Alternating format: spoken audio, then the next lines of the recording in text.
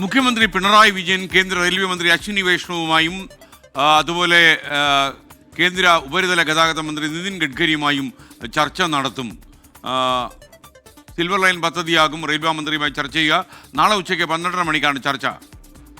എന്നാൽ കേന്ദ്ര ഉപരിതല ഗതാഗത മന്ത്രി നിതിൻ ഗഡ്കരിയുമായി മുഖ്യമന്ത്രിയുടെ ചർച്ച ബുധനാഴ്ച ഉച്ചയ്ക്ക് 1 മണിക്ക്.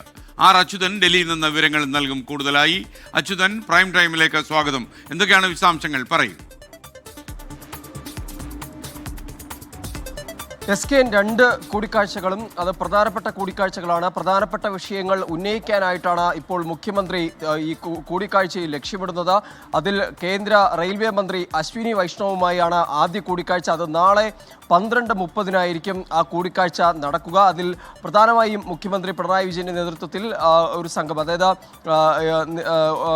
ഉദ്യോഗസ്ഥരടക്കം പങ്കെടുത്തുകൊണ്ടായിരിക്കും ആ കൂടിക്കാഴ്ച നടത്തുന്നത്. അതിൽ പ്രധാനമായും ഉന്നയിക്കുന്നത് സിൽവർ ലൈൻ പദ്ധതിയുമായി ബന്ധപ്പെട്ടിട്ടുള്ള കാര്യങ്ങളാണ്. കാരണം നിലവിൽ അതൊരു LDFന്റെ തന്നെ അല്ലെങ്കിൽ CPMന്റെ തന്നെ ഒരു അഭിമാന പദ്ധതിയായി മുന്നോട്ട് വരുമ്പോഴും അതിന് പല സാങ്കേതികമായിട്ടുള്ള തടസ്സങ്ങൾ ഇപ്പോഴും നിലനിൽക്കുന്നു.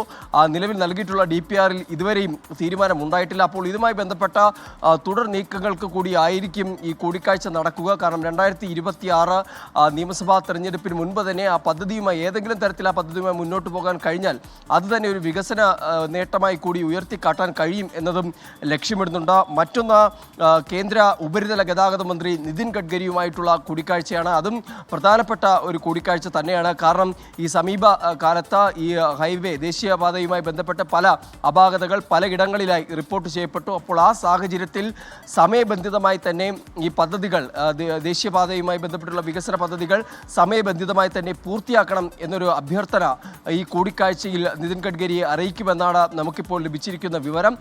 കാരണം ഏതെങ്കിലും തരത്തിൽ ആ പദ്ധതികൾ പൂർത്തീകരിക്കാൻ വൈകുന്നത് അതിന് അല്ലെങ്കിൽ അത് ഒരു ശരിയായ നടത്തിപ്പായിരിക്കില്ല എന്നതും കാണുന്നുണ്ട്. കാരണം നിലവിൽ ഇപ്പോൾ ഈ ദേശീയപാതയിൽ ഉണ്ടായിരിക്കുന്ന അപാകതകൾ അത് സംസ്ഥാന സർക്കാരിന് ഉത്തരവാദിത്വമില്ലെന്ന് പറയുമ്പോഴും സർക്കാരിൻ്റെ മുഖച്ഛായയ്ക്ക് മങ്ങലേൽപ്പിക്കുന്ന തരത്തിലേക്ക് ആ സംഭവങ്ങൾ മാറി. അതുകൊണ്ട് തന്നെ അതുകൂടി സമയബന്ധിതമായി പൂർത്തിയാക്കണം എന്നൊരു ആവശ്യം കൂടി ഈ നിതിൻ ഗഡ്കരിയുമായുള്ള കൂടിക്കാഴ്ചയിൽ ഉന്നയിക്കുമെന്നാണ് നമുക്ക് ലഭിച്ചിരിക്കുന്ന വിവരങ്ങൾ. എന്തായാലും രണ്ട് കൂടിക്കാഴ്ചകളും അത് പ്രധാനപ്പെട്ട കൂടിക്കാഴ്ചകളും അതിൽ പ്രധാനപ്പെട്ട വിഷയങ്ങളുമാണ് ഉന്നയിക്കാൻ ഒരുങ്ങുന്നത്. SKN ആർ അച്യുതനാണ് വിവരങ്ങൾ നൽകിയത്. Thank you Achuthan.